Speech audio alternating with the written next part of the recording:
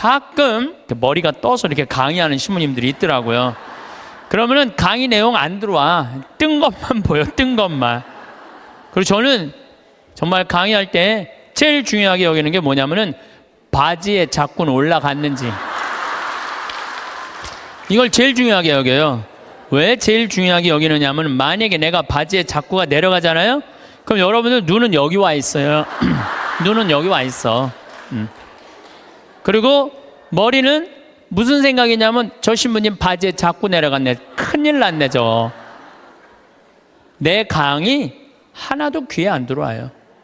무슨 얘기냐면은 남 앞에 나설 때 내 자신을 점검하는 일은 아주 중요한 일이에요. 비단 저만 그런 게 아니죠.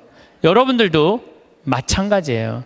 여러분들도 남 앞에 나설 때 거울 보세요, 안 보세요? 파마는 잘 유지됐는지, 얼굴에 이 분칠은 잘 곱게 잘 이렇게 잘 퍼져서 발랐는지 보시죠?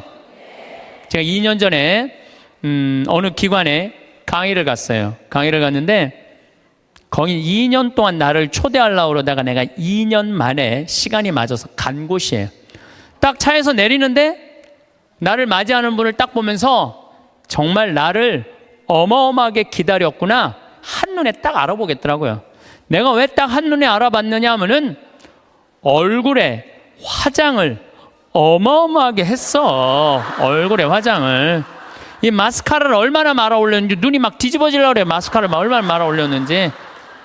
입술에 루즈를 얼마나 진하게 발랐는지 몰라요. 근데 문제는 입술에 루즈를 이렇게 발랐는데 선을 잘 그렸으면 아무 문제가 없는데 바빴는지 선이 살짝 올라왔어. 이렇게 2시 강의였는데 1시 반에 가서 커피 한 잔을 마시는데 30분 동안 대화를 하는데 아무 소리도 안 들리는 거야. 이것만 들리는 거야.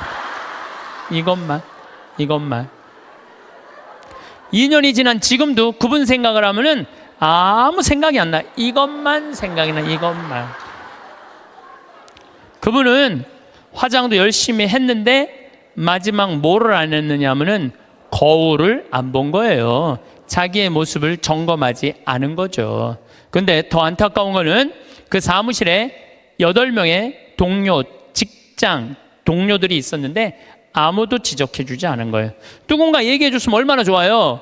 선생님, 루즈 선이 잠깐 벗어났으니까 화장실에 가서 거울 보고 좀 고치고 나오시라고. 그랬다면 이분은 고칠 수 있었을 거예요. 근데 8명 중에 아무도 얘기해 주지 않은 거예요. 우리는 내가 내 자신을 볼 수 없다면 누구라도 내 자신을 봐야 돼? 남이라도 내 자신을 봐야 돼. 남이 나를 고쳐줄 수 있어야 돼요. 여기에 아주 중요한 게 있어요. 우리는 듣는 마음이 있어야 돼요. 왜 그분한테 선생님 선에 루즈가 벗어났어요 라고 왜 얘기해 주지 않았을까요? 말해도 안 들었으니까. 평상시에 여러분들도 인생을 살면서 누가 이렇게 며칠 전에 사당 오동 성당에 강의를 갔는데 이제 강의 가기 전에 성당 앞에서 곱창 순대 이 전골을 먹는데 옆에 애기 아빠들 같아. 중학교 2학년 딸을 둔 애기 아빠들이 딸 얘기를 하는 거예요. 먹으면서 재밌더라고. 얘기를 들어보니까 한 애는 게임 페이스북을 너무 하는 애고 한 애는 집을 하나도 안 나가는 애야. 친구를 아무도 안 만나는 애야. 그러면서 뭐 애를 그렇게 키우면 안 된다 뭐 어쩌고 저쩌고 막 하는데 소주를 거의 4병을 둘이서 먹더라고요.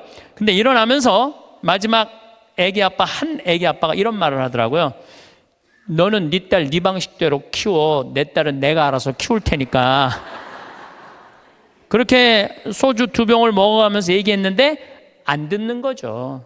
사람이요 안 들으면은요 고쳐줄 수가 없어요. 그리고 중요한 건 나를 고쳐줄 수 있는 친구가 있느냐 없느냐예요. 여러분들은 내가 만약에 루즈가 이렇게 잘못 벗어났을 때 야 이리 와 너 루즈 벗어났어 하고 이렇게 고쳐줄 수 있는 친구 있어요 없어요? 있어야 돼. 그걸 뭐라고 그러냐면 멘토라고 그래요. 멘토. 내 삶을 이야기할 수 있는 사람, 내 삶의 문제를 이야기 나눌 수 있고 상의할 수 있는 사람, 멘토가 필요해요. 저는 3명의 멘토가 있어요. 물론 우리 동창 신부들은 뭐 멘토라고 그러긴 좀 그렇고, 나이 많은 형들 셋이 내 멘토가 있어요. 첫 형은 역시 신부님이죠. 나보다 3살 많아요. 근데 3살 많은 형인데 굉장히 영성적이에요. 영성적. 이분은 정말로 기도를 게을리하지 않는 분이에요. 언제나 기도를 참 열심히 하세요. 이분하고 이렇게 대화를 하다 보면은 우리 교회 평생 장애자들하고 장애자 사목을 하신 분이고, 신학교에서도 사회복지를 강의하신 분이에요. 이분 이번에 이제 안산 생명센터장으로 가셨는데, 세월호에 249명의 학생이 죽었어요. 어른까지 304명이 죽었어요. 어른 55명, 학생 249명이 죽었어요. 그러니까 이분이 하는 얘기가 뭐냐면은 그 한 사람이라도 살리는 게 사제가 할 일이라는 거예요. 그래서 이분하고 만나면은 그냥 저절로 영성적이 돼요. 대화를 하고 나면은 내가 피정한 기분이 들어. 근데 이 형님은 항상 나하고 이렇게 우리 집에 와서 잠도 자고, 나도 그 형님 집에 가서 잠도 자고 그러는데, 하루는 우리 집에 딱 오더니 딱 옷장을 열어보는 거예요. 옷장을 열어보더니 한마디 딱 하는 거예요. 황 신부, 옷이 양복이 너무 많으네. 예수님 이걸 원할까? 근데 한 대 맞은 기분이 드는 거예요. 왜냐하면 나는 뭐 봄, 여름, 가을, 겨울 1년 365일 강의를 하니까 양복이 봄에 뭐 몇 벌, 여름에 몇 벌, 겨울에 몇 벌 이렇게 한 10벌이 넘었어요. 그런데 많다고 나한테 혼을 내더라고요. 여러분들 인생에 있어서는요, 나를 혼내줄 사람이 필요해요. 나를 혼내줄 사람이 없으면은요, 나는 아나 무인이 되는 거예요. 그걸 보고 내가 양복을 다 나눠줬어요. 다. 아까도 말씀드렸잖아요. 작년에 잠비아 가면서 양복 3벌 입으면서. 그래서 내가 근데 이제 다 나눠줘갖고 한 3-4벌로 딱 줄였는데, 할머니들이 방송에 내 양복 한 번도 안 바뀐다고 부산에서 져서 올리고 서울에서 져서 보내줘갖고 다시 12벌이 됐어, 양복이. 그래서 이거 안 되겠다. 양복이 많아지는 건 어쩔 수 없는데 양복을 아예 갈아입질 말자. 그래서 한 달에 한 번씩만 딱 입고 다니기로 이제 내가 나하고 한 거예요. 근데 내가 그 형님 집에 가서 잠을 자는데 자기 침대를 꼭 내줘요. 그리고 자기는 바닥에서 자요. 응접실 바닥에서. 그래서 형 침대에서 자. 그랬더니 아니야, 너는 전국에 강의하는 신부고 나는 이렇게 편안하게 있으니까 하루 여기서 바닥에서 자도 돼. 그래갖고 내가 이제 방에서 잠을 자는데 뭐 하여튼 우연찮게 뭐 벽의 문제 때문에 옷장을 열었는데 양복이 딱 2벌밖에 안 걸려 있더라고요. 나하고 너무너무 다른 거죠. 그래서 내가 그분이 나한테 그런 얘기를 할 때 그냥 기분 나쁜 게 아니라 저절로 반성이 돼. 나 자신을 돌아보게 되는 거죠. 한 2주 전, 이제 뭐 거의 한 3주 전 정도 되죠. 어떤 자매가, 나를 아주 끔찍히도 아끼는 자매가, 신부님 평창 며칠 전에도 영하 15도까지 내려갔거든요. 보통 한 20도 내려가, 20도. 신부님 그 평창 추운데 잠바, 따뜻한 잠바 하나 신부님 위해서 샀다는 거예요. 밤에 이제 이렇게 받아갖고 그냥 쫄래쫄래 들어왔죠. 근데 전화가 왔어. 신부님, 거기 그거는 수선을 하려고 그러면 그 영수증이 있어야 되니까 그 옷에 이렇게 붙어 있는 거 띄지 마시고 그 보관하세요. 버리지 말고. 그래갖고 집에 들어와갖고 그걸 딱 보는데 가격표가 마침 있더라고. 안 그래도 궁금했는데 보니까 165만 원짜리야. 165만 원짜리. 어쩐지 딱 입는데 느낌이 다르더라고. 근데 저는 2가지를 생각했어요. 첫 번째는 내가 전국에 다니면서 그냥 평범한 우리 교우들한테 강의하는데 165만 원짜리 옷 입고 다니면서 행복을 과연 이야기할 수 있을까? 그 생각을 첫 번째 했어요. 2번째는 그 형 생각이 났어요. 항상 장애자들하고 사는 그 형, 양복 2벌, 맨날 까만 거, 이 색 저 색도 아니야, 까만 거 입고 다니는 그 형 생각이 났어요. 그 형이 이걸 보면은 나한테 뭐라고 그럴까? 못 입겠더라고요. 마음에는 너무 들었는데 못 입겠더라고. 그래서 다음날 돌려줬어요. 그리고 이렇게 말했어요. 나를 죽이려면은 이런 옷을 계속 갖다 줘라. 내 영혼을 죽이려면. 그러나 날 정말 사랑한다면은 이렇게 비싼 옷. 그리고 내가 그날 무슨 온천에 가갖고 보니까 밑에 막 세일하는 거 보니까 8만 원짜리 오리털 파카 많더라고. 8만 원짜리. 그래서 내가 얘기했어요. 내가 그 세일하는 데가 보니까 8만 원짜리도 많은데 왜 그렇게 비싼 걸 사서 줬느냐? 나한테 정말 선물하고 싶다면 8만 원짜리 해라. 그랬더니 어제 왔어. 택배로 8만 원짜리 3벌이. 어제 8만 원짜리 3벌이 택배로 왔더라고. 예, 예. 그런데 나를 제어해 줄 수 있는 멘토가 필요하다는 거예요. 또 내 멘토 한 분이 계셔요. 그분은 나보다 4살 많은 형인데 이 형은 철학적인 신부예요. 대화를 해보면 날밤 새요. 그런데도 시간 가는 줄을 몰라. 그럼 어쩜 저렇게 생각을 잘할까? 어떻게 저런 생각을 갖고 있을까? 어떻게 생각이 저렇게 깊을까? 이런 생각이 들어요. 그래서 그 형을 만나도 너무너무 좋아. 그리고 그 형도 나보다 나이가 많은 형인데 나를 혼내요. 예. 나는 혼내줄 수 있는 사람이 있다는 게 너무너무 좋아요. 또 한 형은 나보다 7살 나이 많은 형인데 이 형은 생각이 없는 신부예요. 그런데 이 형님하고는 아침부터 저녁까지 같이 있어도 지겹지가 않아요. 계속 재밌어요. 그러니까 신학교 때부터 친했지만은 같이 서품을 받은 나이만 많은 거지 신학교 때부터 지금까지 거의 30년의 세월 동안 같이 있으면서 한 번도 지겨웠던 적이 없어요. 같이 있으면 행복해. 지금도 잠깐 쉬는 시간에 벌써 전화 왔더라고. 다음 주 월요일 날 전심에 만나서 맛있는 거 먹자고. 제일 행복한 거예요. 만나면은. 그래서 언제나 시간을 함께 할 수 있고 즐거운 시간 함께 할 수 있는 내 멘토 신부 셋. 물론 우리 사랑하는 내 동창 신부들 많지만은 그런 멘토가 있다는 게 좋은 거죠. 여러분들도 오늘 가만히 생각해 보세요. 적어도 멘토 3명은 있어야 된다는 거예요. 근데 내가 지금 내 인생의 문제, 나를 혼내줄 수 있는 사람이 한 명도 없다면 여러분들은 실패할 확률이 많아요. 인생을. 나를 혼내줄 사람이 있어야 돼요. 친구를 잘못 두면요 인생 망가지는 사람들도 많아요. 최순실 같은 친구를 두면요 인생만 망가지는 게 아니라 나라도 말아먹을 수 있어요. 친구 잘못 두면은. 그래서 친구를 잘 둬야 되는데 아까도 말씀드렸지만은 듣는 마음이 있어야 돼요. 누가 나한테 얘기를 할 때 겸손되이 듣는 마음이 있어야 돼. 근데 우리 대통령께서는 누가 혼내줄 사람이 없었잖아요. 어렸을 때부터 누가 감히 그분을 혼을 내요. 중학교 2학년 때부터 경호원이 따라다녔다는데, 그리고 내가 며칠 전에 어떤 분하고 식사하는데 자기 오빠가 이 서강대학에 같이 학교를 다녔대. 4년 동안 전자공학과 4년 동안 같이 한 교실에서 공부를 했는데 한 번도 말을 못 붙였대요. 경호원이 옆에 있어갖고. 하늘과 땅이잖아요. 하늘과 땅. 그러니까 혼내줄 사람도 없어. 친구도 없어. 그러니까 지금도 밥을 혼자 드신대잖아요. 그러면은요, 이거는요, 제대로 된 판단하기 쉽지 않아요. 사람은요, 먹고 마시고 놀아야 돼요. 요거 꼭 기억하세요. 인생 실패하지 않는 유일한 길은 먹고 마시고 노는 거예요. 누구하고? 친구랑 먹고 마시고 놀 때 행복할 수 있어요.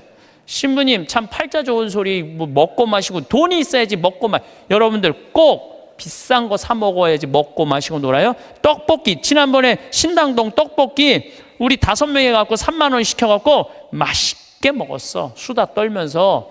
중요한 거는 비싼 걸 먹는 게 아니에요.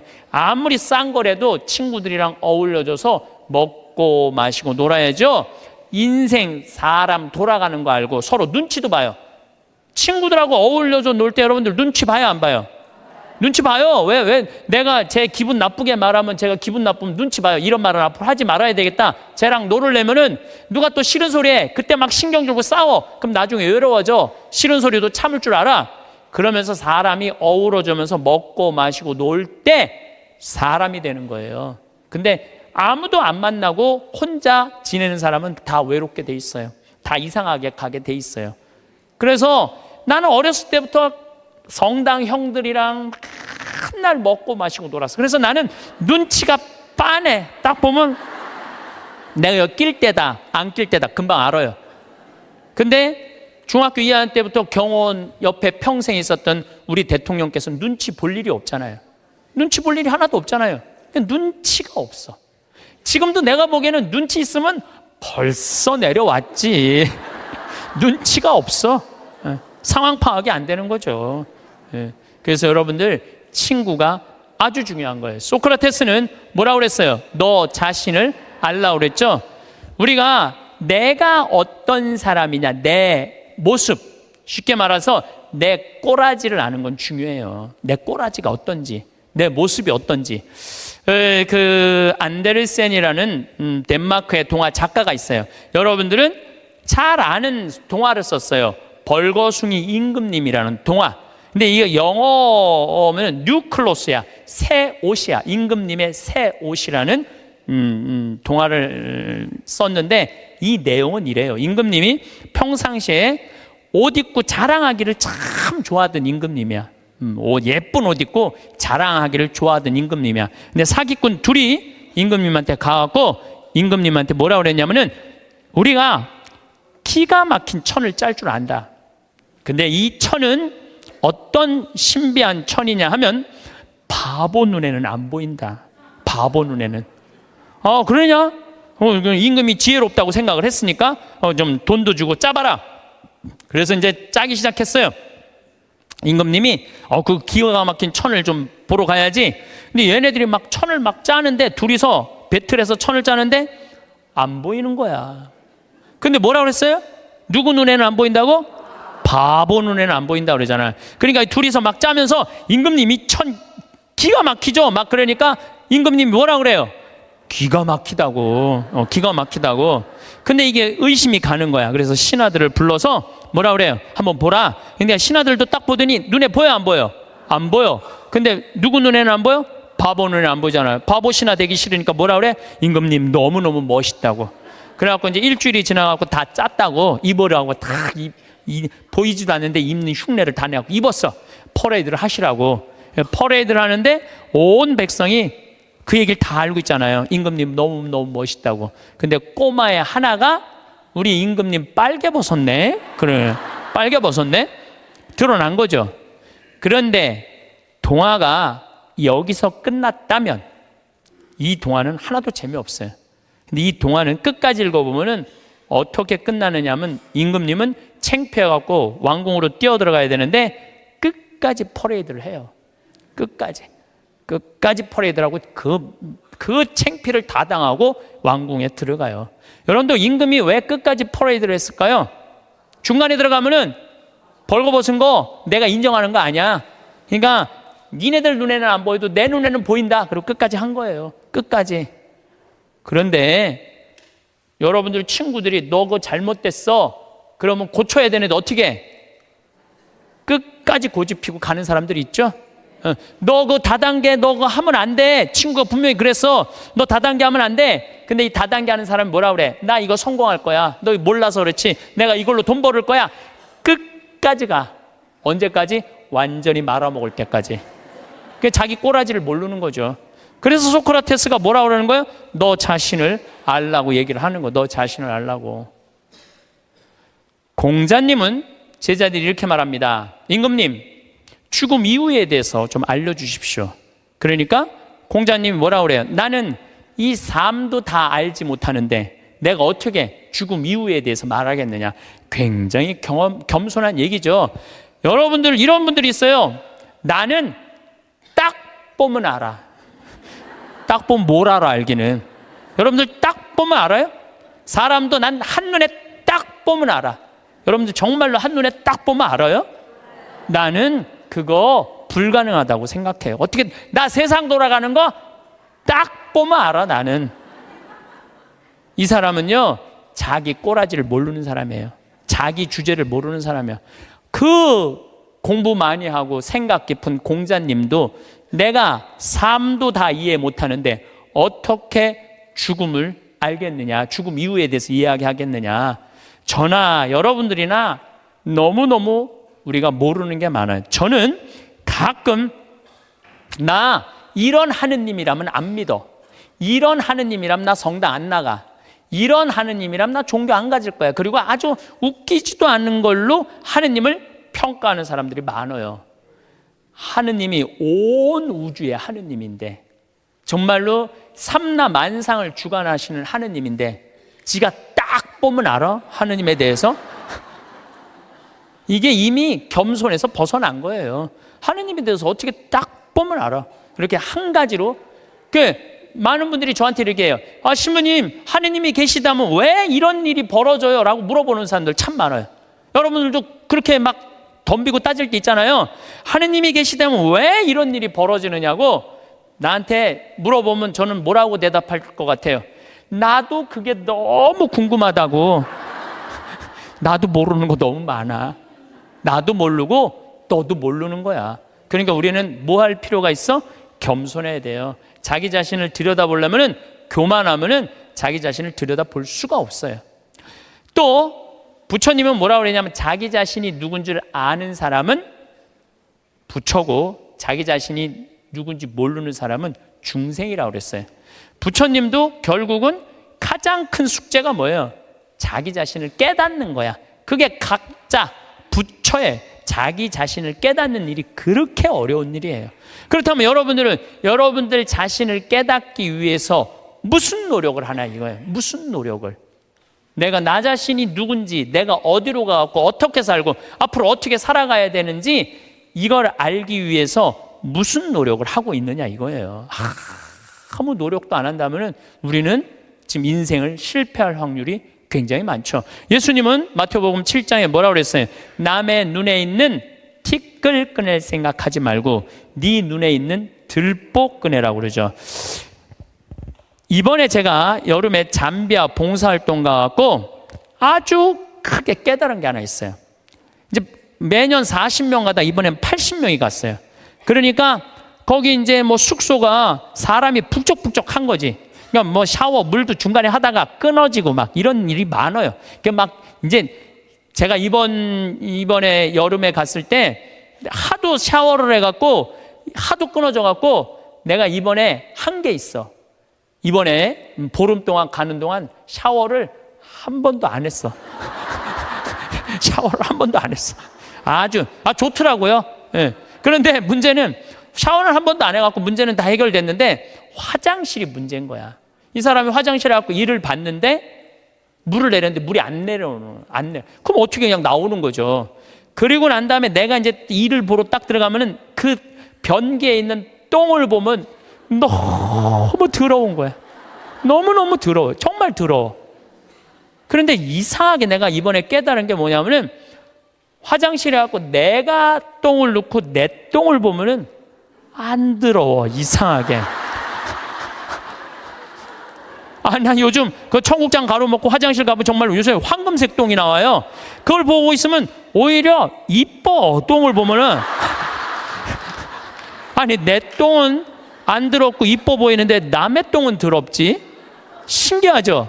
여러분들 그런 경험 없었어요?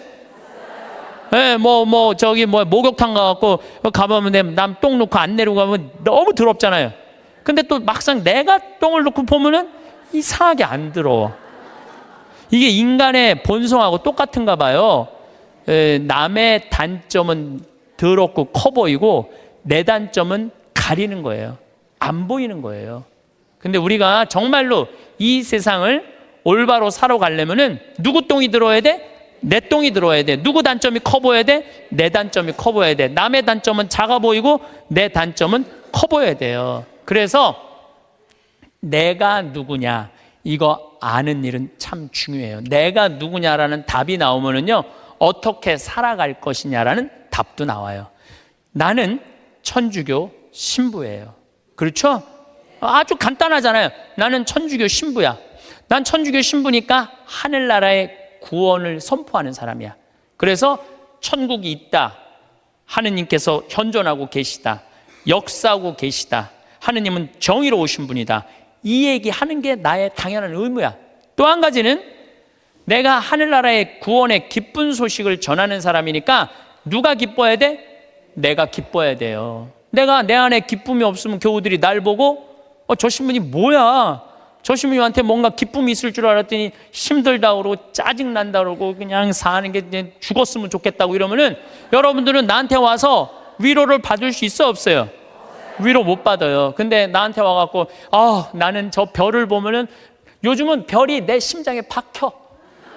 진짜로 너무너무 별이 예뻐요. 별도 예쁘고 새벽에 이렇게 미사를 올라가면은요, 이제 우린 6시니까 5시 한 반쯤에 올라가면은 진짜 깜깜하거든요. 밤에 보는 별보다 새벽에 보는 별이 더 이뻐 또. 너무너무 행복해. 내가 행복하다 그러면 저 신부님 참 별을 너무너무 좋아하시는구나. 나도 별을 좀 봤으면 좋겠다. 생태마을에 갔으면 좋겠다. 그런데 난 너무너무 힘들고 지겨워. 이러면 답이 안 나오는 거예요. 그러니까 내가 누구냐. 나는 또 천주교 신부인데 이번에 잠비아를 이렇게 갔을 때 대통령한테 땅을 1000만 평을 받았어요.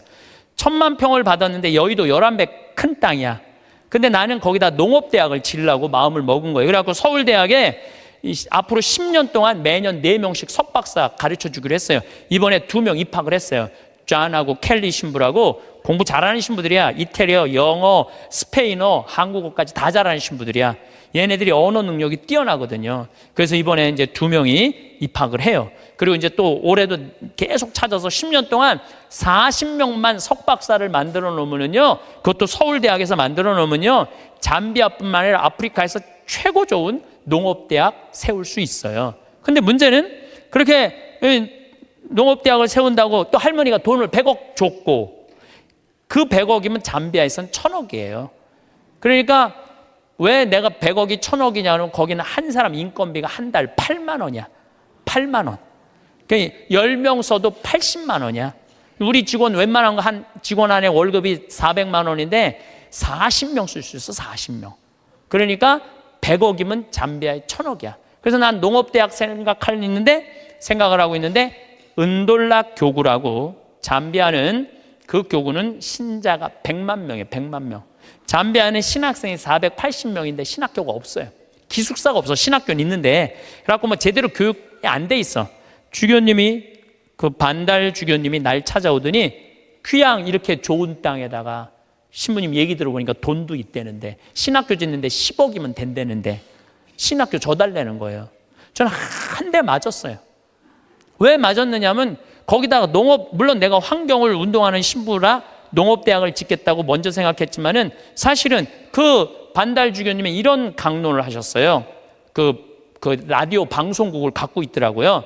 우리가 빵을 먹는 게 중요하냐, 하느님의 말씀을 먹는 게 중요하냐, 그 얘기를 하더라고요. 전 너무너무 창피했어요. 빵이 중요한 게 아니다. 하느님의 말씀을 먹는 게 중요한데 신학교를 져야 된다. 그래서 이번에 한국에서 온 신부가 신학교를 져주려고 그런다. 기뻐해라. 내가 반성을 너무 많이 했어. 내가 신부인데 신학교를 져줘야지. 그래서 이번에 이제 잠비아에 신학교 짓고, 그걸 너무 충격을 받아갖고 모잠비크에도 신학교가 필요하대. 모잠비크에도 져주고, 그래봐야 10억이야. 10억. 나 100억 받았는데 그거 못 져줄 게 뭐 있어. 10개라도 져줄 수 있지. 그러니까 내가 누구이냐라는 질문에 답이 나오니까 어떻게 살아갈 것이냐라는 답이 나오더라고요. 만약에 내가 학교 선생님이야. 선생님은 애들한테 뭐 가르쳐야 돼요? 공부? 나는 절대 공부를 가르쳐서는 안 된다고 생각해. 아이들한테 뭘 가르쳐야 되냐면 행복을 가르쳐야 돼. 사는 도리를 가르쳐야 돼. 사람들하고 어우러 사는 거를, 법을 가르쳐야 돼. 그게 선생님이 할 일이죠. 난 내 강의 때 핸드폰 올려도 한 번도 신경질을 부린 적이 없어. 한 번도. 제가 30대 때는 내 강의 때 핸드폰 올리면 가만히 안 있었어요. 무식하게 핸드폰도 안 꺼놓고. 한번 미사하는데 거양성취하는데 핸드폰이 울리더라고요. 내려놨죠. 그리고 이렇게 얘기했어요.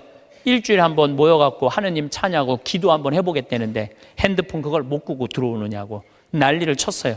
그랬더니 미사 끝나고 자매 하나가 나한테 와서 신부님 죄송하다는 거예요. 왜 죄송하냐? 그랬더니 우리 남편 핸드폰 소리였다는 거 아까. 그럼 남편 핸드폰이면 남편이 발이 없냐, 손이 없냐, 입이 없냐? 왜 남편이 와서 사과 안 하고 당신이 와서 사과하냐? 그랬더니 그 자매하는 말이 우리 남편은 청각 장애자라는 거예요. 그러니까 듣지를 못하는 거야. 말도 못하는 거지. 근데 이거를 진동으로 놨는데 풀린 거야. 진동으로는 안 돼 풀린 거야. 그래서 자기도 모르고 남편도 몰라서 신부님 미사 때 분심 들게 해서 너무너무 죄송하다는 거예요. 내가 그날 이후부터 지금까지 내 강의 때 핸드폰 울려도 한 번도 신경질을 부린 적이 없어.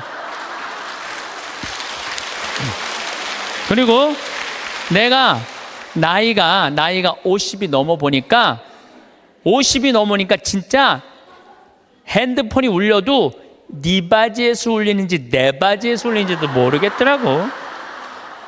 한 4, 5년 전에 춘천 수무숲이라는 성당에 강의 갔어요. 수무숲이라는 성당에 강의 갔는데 막 강의 시작하는데 핸드폰이 막 울리더라고요. 그래서 내가 얘기했죠. 나는 내 강의 때 핸드폰 울려도 한 번도 신경질 부린 적이 없다고. 그런데도 계속 핸드폰이 울리더라고. 근데 기분이 이상해. 보니까 내 바지에서 울리는 거야. 내 바지에서. 그래서 나이를 먹는다는 게 참 좋더라고요. 젊었을 때는 누가 잘못하잖아. 특히 교우들이 잘못하면 바로 지적하고 바로 혼냈어요. 정말 30대 때는 성체 영화로 나올 때 왼손이 위에 올라가고 오른손이 밑으로 내려가야 돼. 그래서 뭘로 영해야 돼? 오른손으로 영해야 돼요. 근데 막 교우들이 오른손이 올라오면은 무슨 손으로 영하게 돼? 왼손으로 영하게 되면 이거 불경스러운 거잖아요. 그래서 30대 때 오른손이 올라오면 손바닥을 내리쳤다니까. 내가 똑바로 하라고. 그러면은 이 교우만 사색이 되는 게 아니야. 뒤에서 성체 영화로 나오는 교우들도 내가 이렇게 해보면 보여. 막 이러면서 나오는 게 보여. 막 이러면서 나와. 근데 결국은 틀려. 그럼 또 손바닥 내리치는 거야. 30대 때는 내가 그랬어요. 근데 50대가 되니까 뭐가 보이느냐면은 주부들이 설거지 많이 하고 그러면은 손목 관절염이 있어. 그래서 이게 안 돌아가는 게 보이더라고. 안 돌아가니까 다른 손으로 하는 거야. 근데 30대 땐 그게 안 보인 거야. 그래서 50대, 지금 40대 후반부터는 왼손으로 올리면 왼손에 영해드리고 오른손으로 영해드려. 그리고 헷갈리는 교우들은 네가 알아서 줘. 그러면 내가 어떻게 영하는 줄 알아? 그냥 정가운데다 영해드려. 그냥 네가 알아서 먹으라고. 정가운데다. 그러니까 참 나이를 먹는 게 좋더라고요. 나이를 먹으니까 봐도 못 본 척, 알아도 모르는 척, 들어도 못 들은 척 이렇게 하게 되더라고요. 그래서 요즘은 막 이렇게 우리 직원들하고 뭐 가까이 있는 사람들하고 무슨 의견이 부닥치고 막 그러면은 정말 막 내 이야기를 알지도 못하는 거 고쳐주고 싶은데 안 고쳐줘요, 요즘은. 왜냐하면은 귀찮아. 그냥 알아서 하라고. 나이 먹는 게 그래서 좋더라고요. 예. 어쨌거나 내가 신부다. 그럼 어떻게 살아야 되는 게 나와. 내가 학교 선생님이다. 어떻게 살아야 되는 게 나와. 내가 경찰이다. 나 요즘 대한민국 경찰들 너무 마음에 들어요. 왜냐하면 촛불 시위 100만 명 모였을 때 물론 위에서 명령이 떨어지면 어떻게 할 수 없겠지만 최대한 국민을 보호하려고 그러잖아요. 여러분들 100만 명이 모이는데 지금 8차까지 나와 있는데 한 번도 폭력 없이 이렇게 하는 건요, 이건 기적이야, 기적. 정말로 대단한 거예요. 그 사람들이 모이면 으쌰으쌰 갖고 막 미국 애들 조금만 모이면요 깨고 난리도 아니에요. 유럽도 마찬. 이거는 상상도 못할 수 있는 일이야. 경찰은 뭐 하는 사람들이야? 나쁜 사람 붙잡고 국민들 보호하는 거 아니야. 내가 만약에 재판관이야. 그럼 옳고 그름을 판단해 주는 사람이 재판관 아니에요. 그러면은 재판관이 뭐 이 상황 할 거 없이 정의로우면은 옳고 그름을 판단해 줄 줄 아는 사람이 재판관이야. 내가 누구냐라는 답이 나오면은요, 행동하는 건 하나도 어렵지 않아요. 만약에 내가 대통령이야. 그러면은요, 이건 진짜 많이 물어봐야 돼요. 내가 대통령이라면 5천만 명의 생명을 쥐고 있는 거야. 저는 요즘 이렇게 방송을 보면서 제일 안타까운 건 뭐냐 하면 지금 수출 안 돼. 국민들 뭐 1,500조 빚 있어. 깡통 전세 나와. 가게 막 무너져. 정말로 너무너무 힘들어요. 지금 온 똑똑한 사람들이 모여갖고 이 난관을 어떻게 극복해 나가야 되느냐, 이거 머리 맞대고 회의하기도 바쁜데 내가 안 받았다, 나는 안 그랬다, 난 보톡스 안 맞았다, 이걸로 온 나라가 한 달 아니고 2달 아니고 6달을 이거 앞으로도 이럴 거 생각하면요 막 억장이 무너져요. 억장이 참 답답해요. 만약에 내가 대통령인데 애들이 지금 어른까지 300명이 지금 빠져 죽어. 그러면 머리할 시간이 어디 있어요? 머리할 시간이 어디 있어요? 이거 말아 올릴 시간이 어디 있어? 지금 모자 쓰고 빨리 나가야지. 이게 왜 그러느냐면 내가 누구냐를 묻지 않기 때문에 그래. 내가 누구냐. 여러분들도 마찬가지예요. 내가 누구냐를 물어야 돼. 그래서 저는 중학교 1학년 때 세례를 받았어요. 14살 때. 세례 받기 전에 나는 어땠느냐? 반장, 부반장 해봤던 적이 없어요. 나는 반장, 부반장. 그리고 우리는 한 반이 70명이었는데 줄반장도 중요한 자리였어요. 줄반장도 해봤던 적이 없어. 나는 우등상 한번 타봤던 적 없는 사람이에요. 예. 그리고 성격은 진짜 지랄 맞았어요. 까칠한 거 뭐 말할 것도 없고. 그래서 만약에 내가 밥을 먹다가 신경질이 나잖아요. 나 숟가락 그냥 던졌어요. 숟가락, 젓가락. 밥그릇도 많이 던졌어요. 밥그릇도. 그래서 어머니가 그 밥풀, 누나가 밥풀 이렇게 주워 담았던 거 생각나.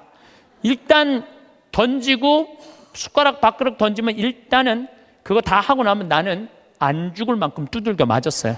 안 죽을 만큼. 예.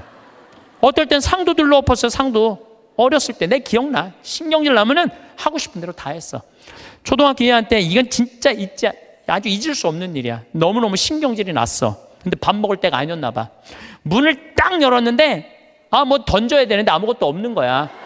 던져야 되는데 근데 마루에 마침 뭐가 있었느냐면 요강이 있었어. 요강이. 우리 가족이 다 있었어요. 그때 내가 어떻게 했어요? 그 초등학교 2학년 애가 요강을 발로 찼어.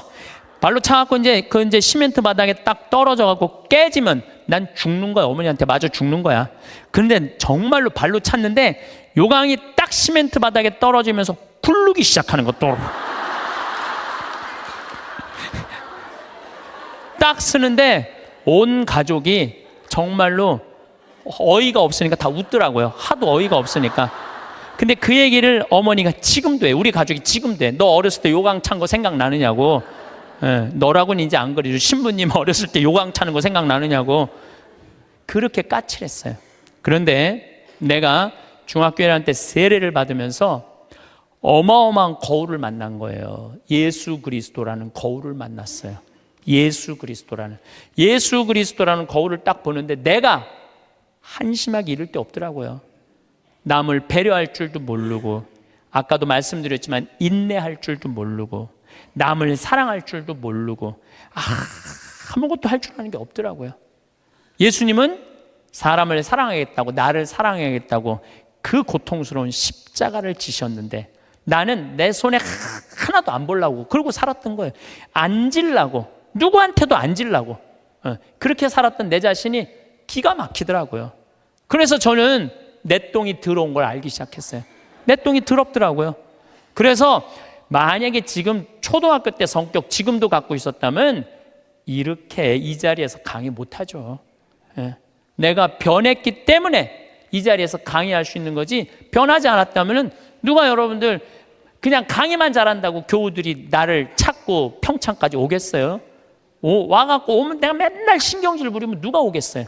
맨날 반짝반짝 웃으니까 오는 거지. 반짝반짝 웃으니까 오는 거지.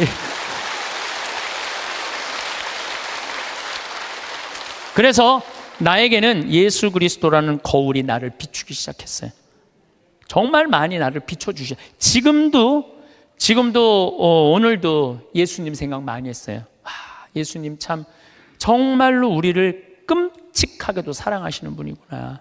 우리가 상상하는 것 이상으로 우리를 사랑하고 계시고 온 삶으로 당신은 우리를 사랑하셨구나, 이런 생각이 참 많이 들어요. 그러니까 그 예수님을 보고 난 15살에 사제가 되기로 결심을 해요.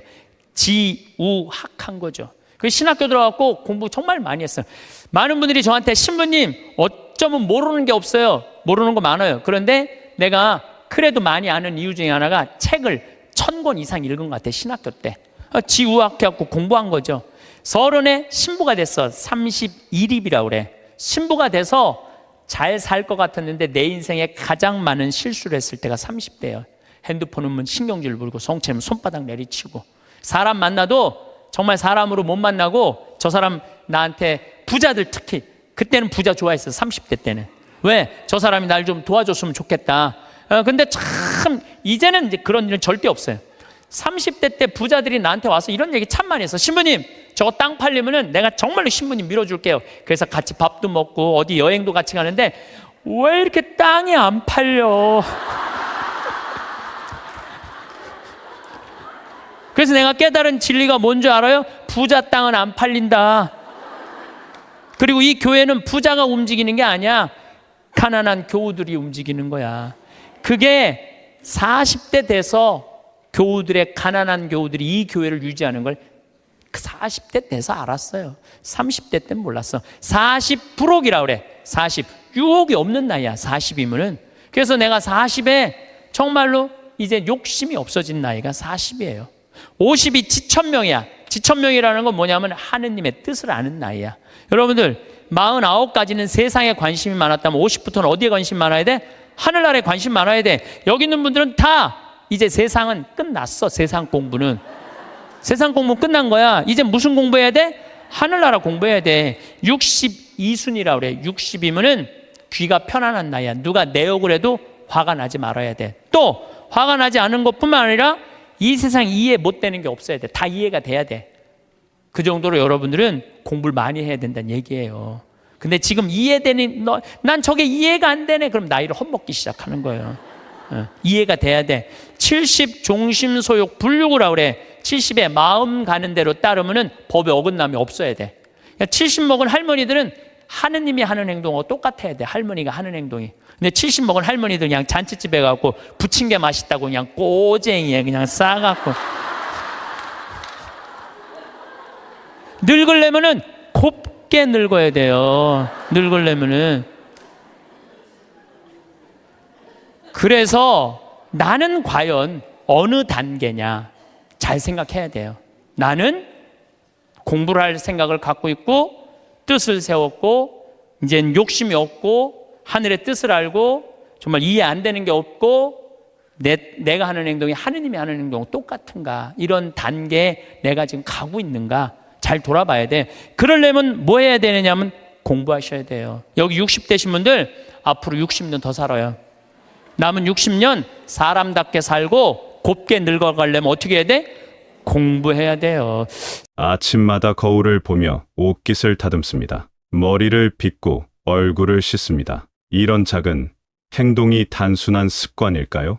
그렇지 않습니다. 거울은 우리에게 진실을 말해줍니다. 있는 그대로의 모습을 보여줍니다. 때로는 머리가 헝클어져 있고 때로는 옷에 얼룩이 묻어 있습니다. 거울은 거짓말을 하지 않습니다. 젊은 시절에는 몰랐습니다. 남들이 나를 어떻게 보는지 크게 신경 쓰지 않았습니다. 하지만 나이가 들수록 깨닫게 됩니다. 내가 생각하는 나와 남이 보는 나는 다르다는 것을 말입니다. 어떤 분은 자신이 아직 젊다고 생각합니다. 행동도 젊게 하려고 합니다. 하지만 주변에서는 나이 값 못한다고 말합니다. 또 어떤 분은 자신이 너그럽다고 생각합니다. 하지만 가족들은 고집이 너무 세다고 말합니다. 이런 차이는 생길까요? 자신을 제대로 보지 못하기 때문입니다. 거울을 보듯이 마음의 거울도 봐야 합니다. 옛말에 자신을 아는 것이 가장 어렵다고 했습니다. 정말 그렇습니다. 자신을 안다는 것이 쉽지 않습니다. 마치 자신의 뒷모습을 보기 어려운 것과 같습니다. 거울 없이는 볼 수 없습니다. 사람도 마찬가지입니다. 다른 사람이라는 거울이 있어야 자신을 제대로 볼 수 있습니다. 자신을 안다는 것은 무엇일까요? 내가 어떤 사람인지 아는 것입니다. 내 성격이 어떤지, 내 장점과 단점이 무엇인지 아는 것입니다. 이것을 알면 어떻게 살아야 할지도 보입니다. 하지만 혼자서는 어렵습니다. 사람 거울이 필요합니다. 나를 지적해줄 사람, 조언해줄 사람, 함께 웃어줄 사람이 필요합니다. 세 종류의 사람이 있으면 좋습니다. 나를 꾸짖어주는 사람이 있어야 합니다. 그렇게 살면 안 된다고 말해주는 사람입니다. 듣기 싫지만 필요한 사람입니다. 젊을 때는 이런 사람을 피하고 싶습니다. 잔소리 같아서 싫습니다. 하지만 나이가 들면 알게 됩니다. 그런 사람이 가장 소중하다는 것을 말입니다. 내 잘못을 지적해주는 사람이 없으면 계속 잘못된 길을 갑니다. 지혜를 주는 사람도 필요합니다. 깊은 생각을 나누어주는 사람입니다. 이 인생의 문제에 대해 함께 고민해주는 사람입니다. 책만으로는 부족합니다. 살아있는 지혜가 필요합니다. 진짜 지혜로운 사람은 많은 말을 하지 않습니다. 하지만 한마디 말이 큰 깨달음을 줍니다. 그런 사람을 만나는 것은 큰 행운입니다. 함께 있으면 즐거운 사람도 있어야 합니다. 웃음을 주는 사람입니다. 힘들 때 위로가 되는 사람입니다. 이 인생이 무겁기만 하면 견디기 어렵습니다. 때로는 가볍게 웃을 수 있어야 합니다. 좋은 친구와 함께하는 시간이 인생의 가장 큰 기쁨입니다. 이런 사람들과 함께 먹고 마시고 이야기합니다. 서로 눈치를 보며 배웁니다. 혼자서는 볼 수 없는 것들을 봅니다. 어떤 할아버지는 매일 동네 정자에서 친구들과 바둑을 둡니다. 때로는 다투기도 하고 때로는 웃기도 합니다. 저 사람 성격이 왜 저래라고 말하지만 그래도 매일 만납니다. 그 속에서 자신도 변해갑니다. 어떤 할머니는 교회나 절에서 친구들과 봉사를 합니다. 처음에는 자신이 옳다고 생각했는데 다른 사람들과 함께 하면서 다른 관점을 배웁니다. 아, 내가 틀렸구나 하며 겸손해집니다. 나이가 들수록 더 중요해집니다. 고집이 세워집니다. 남의 말을 듣기 싫어집니다. 하지만 그럴 때일수록 더 필요합니다. 나를 비춰줄 거울이 필요합니다. 사람은 태어날 때는 순수합니다. 하지만 살면서 때가 묻습니다. 욕심이 생기고 교만해집니다. 그래서 끊임없이 자신을 닦아야 합니다. 마치 거울을 닦듯이 마음도 닦아야 합니다. 거울에 먼지가 쌓이면 제대로 보이지 않습니다. 마음에 욕심과 화가 쌓이면 자신을 제대로 볼 수 없습니다. 다른 사람의 단점을 찾기는 쉽습니다. 내 단점을 보기는 어렵습니다. 하지만 반대로 해야 합니다. 남의 단점보다 내 단점을 먼저 봐야 합니다. 그래야 성장할 수 있습니다. 한 노인이 자식들에게 잔소리를 했습니다. 요즘 젊은이들은 버릇이 없다, 예의가 없다고 말했습니다. 하지만 어느 날 깨달았습니다. 자신도 젊었을 때 그랬다는 것을 말입니다. 그때부터 자식들을 이해하기 시작했습니다. 변화는 언제든 가능합니다. 나이가 많아도 변할 수 있습니다. 다혈질이던 사람도 온화해질 수 있습니다. 완고하던 사람도 유연해질 수 있습니다. 성인은 말했습니다. 평생을 배우고 깨달아야 한다고 했습니다. 배움에는 끝이 없습니다. 늦었다고 생각할 때가 가장 빠른 때입니다. 지금이라도 시작하면 됩니다. 어떤 할머니는 새 한글을 배웠습니다. 이제 와서 뭐 하러라고 할 수도 있지만 그 할머니는 달랐습니다. 손자에게 편지를 쓰고 싶다는 마음 하나로 시작했습니다. 1년 후 손자에게 편지를 썼을 때의 기쁨은 말로 표현할 수 없었습니다. 사람은 왜 살까요? 이 질문에 대한 답을 찾기 위해 평생을 보냅니다. 젊을 때는 성공하기 위해 살았습니다. 중년에는 가족을 위해 살았습니다. 그럼 노년에는 무엇을 위해 살까요? 진짜 행복은 마음의 평화에서 옵니다. 자신과 화해하는 것입니다. 과거의 실수를 용서하는 것입니다. 미래에 대한 걱정을 내려놓는 것입니다. 나이가 들면 죽음이 가까워집니다. 친구들이 하나둘 떠납니다. 자연스럽게 죽음을 생각하게 됩니다. 하지만 두려워할 필요는 없습니다. 잘 살았다면 잘 죽을 수 있습니다. 받아들일 수 없는 것은 받아들이고 바꿀 수 있는 것에 집중해야 합니다. 나이 드는 것은 받아들여야 합니다. 하지만 어떻게 나이 들 것인가는 우리가 선택할 수 있습니다. 몸은 늙어도 마음은 늙지 않을 수 있습니다. 몸은 약해져도 정신은 강해질 수 있습니다. 그것이 지혜가 주는 힘입니다. 매일 자신을 돌아보아야 합니다. 오늘 하루 어떻게 살았는지 반성해 보아야 합니다. 잘한 일은 계속하고 잘못한 일은 고쳐야 합니다. 이런 공부에 나이 제한이 있을까요? 없습니다. 80세에 시작해도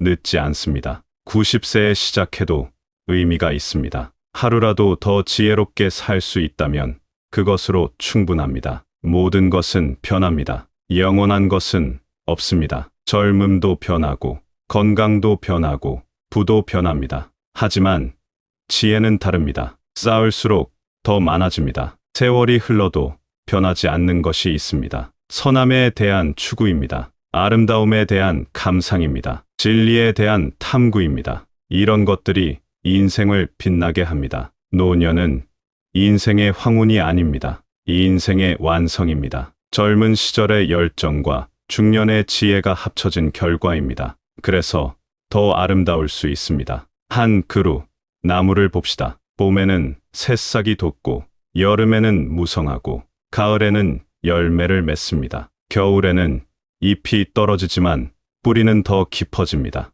인생도 마찬가지입니다. 끊임없이 자신을 돌아봅시다. 매일 거울을 보듯이 마음의 거울도 봅시다. 책을 읽고 공부하며 곱게 늙어갑시다. 나이 들어서 하는 공부가 당장 쓸모없어 보일 수 있습니다. 하지만 그것이 진짜 쓸모 있는 일입니다. 마음을 풍요롭게 하고 삶을 깊게 만듭니다. 마지막 순간까지 자신을 성찰하며 살아갑시다. 매일 조금씩 더 나은 사람이 되어갑시다. 그것이 우리가 할 수 있는 가장 아름다운 일입니다. 지금까지 참 많은 일을 겪으며 살아오셨습니다. 기쁜 일도 있었고 슬픈 일도 있었습니다. 때로는 후회되는 일도 많았을 것입니다. 하지만 그 모든 경험이 지금의 당신을 만들었습니다. 젊은이들은 아직 모릅니다. 이 인생이 얼마나 깊고 복잡한지 모릅니다. 하지만 당신은 알고 있습니다. 그래서 더 소중합니다. 그 경험과 지혜가 얼마나 값진 것인지 모릅니다. 혹시 이제 늦었다고 생각하고 계신가요? 그렇지 않습니다. 지금이 바로 가장 좋은 때입니다. 욕심을 내려놓고 진짜 중요한 것을 볼 수 있는 때입니다. 마음의 평화를 찾을 수 있는 때입니다. 몸이 불편하시다고요? 괜찮습니다. 몸은 늙어도 마음은 더 깊어질 수 있습니다. 걸음은 느려져도 생각은 더 깊어질 수 있습니다. 그것만으로도 충분히 아름답습니다. 외로움을 느끼실 때도 있을 것입니다. 하지만 혼자가 아닙니다. 같은 길을 걸어온 많은 분들이 있습니다. 같은 고민을 하고 같은 깨달음을 얻어가는 분들이 있습니다. 당신의 존재 자체가 소중합니다. 그동안 살아온 이야기가 모두 의미 있습니다. 실수도, 후회도, 아픔도 모두 지혜가 되었습니다.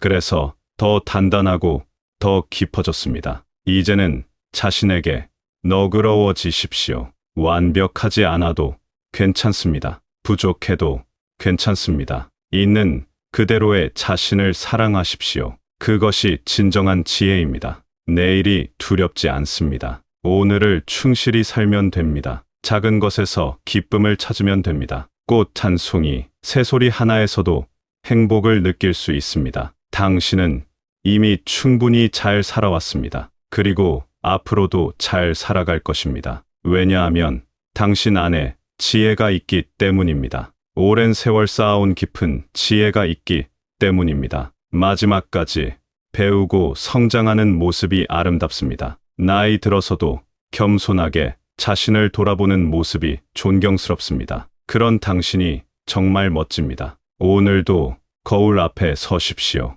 그리고 자신에게 말해 주십시오. 수고했다고, 잘하고 있다고, 사랑한다고 말해 주십시오. 그것이 당신이 받을 자격이 있는 말입니다.